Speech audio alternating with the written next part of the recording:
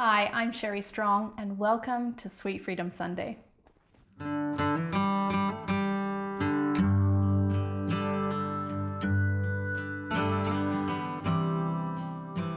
So I'm giving up sugar and I'm starting smoking. I'm giving up smoking and I'm starting sugar. I'm giving up drinking, but I'm going to eat a lot more sweets to help me get off of it.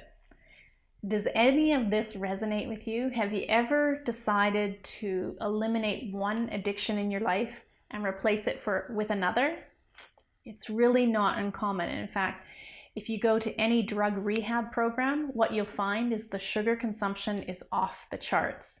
And it's basically because in order to withdraw from one drug that we're using as a soother, as a form of escape, as a way of actually altering our state so we're not actually present in uncomfortable feelings that we're feeling, we'll often gravitate to an activity, a food, or a substance or behavior that's kind of known as a lesser evil, but again, it's using the same thing, it's using the same crutch that's keeping you from actually addressing the thing that's creating the discomfort in the first place.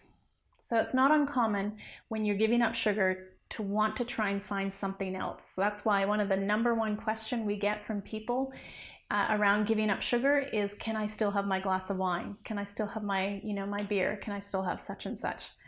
And what we really want you to do is to start to look at what are the things that are triggering you, that are creating this feeling of discomfort within yourself, that you actually feel you need something to numb out, to alter your the drug, like, the balance within your body chemistry, or that feeling or that sensation, or even a behavior and activity. Often our addictive substances have rituals and behaviors around them that we're so present in doing, they actually become part of the addiction. And one of the things that we have around addiction is just the avoidance of being present in an uncomfortable feeling, or even just a change of feeling. I remember when I was at the depths of my sugar addiction, I used to say, I don't just eat when I'm upset.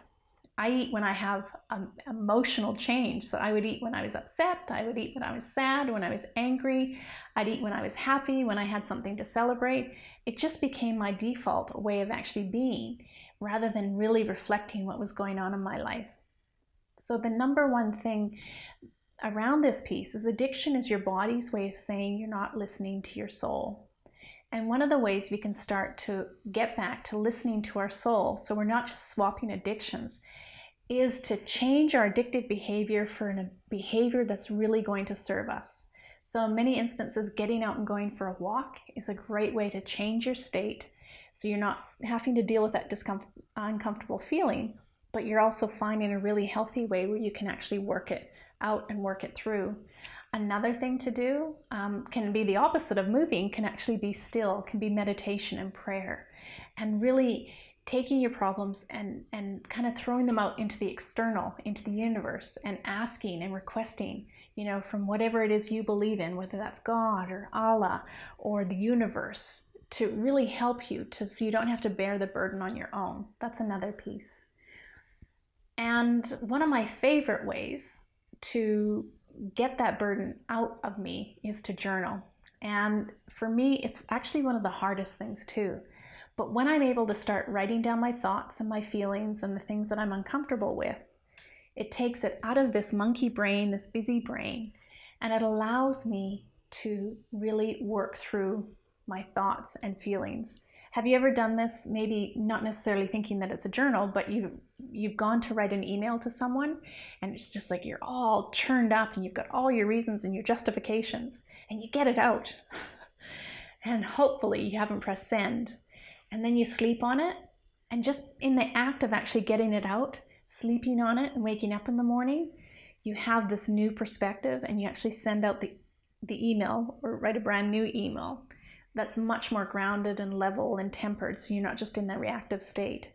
In a sense, when we're doing our addiction swaps for something healthier, that's what we're doing. We're kind of stopping, recognizing that we're feeling something we're not uncomfortable with, we're getting it out, we're putting it out into the external, taking the burden off of our monkey brain and our internal in our body, and we're putting it out there, and we can actually move through it much more elegantly. We live in stressful times. We're doing too much, we're buying too much, we're eating too much, we're thinking too much. And one of the best antidotes for that is to get quiet, whether that is walking or exercise or prayer or meditation or journaling. It's just giving you some you time, some precious time to stop, pause, think, and to work through things that traditionally in nature we would have had time to do it. I mean, I think even as a kid, we walked to school. We had at least 10 to 15 minutes just to walk on the way to school, on the way home. We had things that we could actually work out in that space. Nowadays, kids are actually being driven to school while they're on a device that's continually getting their brain going. And we need that outlet. We need that peace so that we're actually taking our addictions and swapping them for healthier behaviors that are going to help us listen to our soul. Thank you for joining me on Sweet Freedom Sunday. For more tips, tools, and recipes to help you end sugar addiction for good, please go to sweetfreedom.ca, and I look forward to seeing you next Sunday.